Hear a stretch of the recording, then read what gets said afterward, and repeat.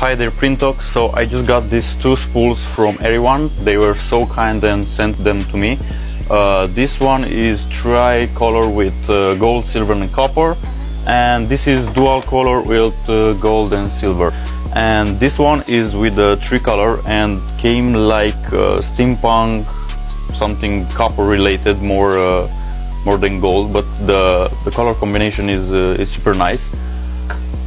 The Geralt bust is printed with the dual color one, with the golden and the silver one, and I really like how the silver came on the hair, and the face it's more in the golden area. And I also printed this articulated steampunk octopus with both of the filaments, and came out pretty good. The quality of the print is really nice.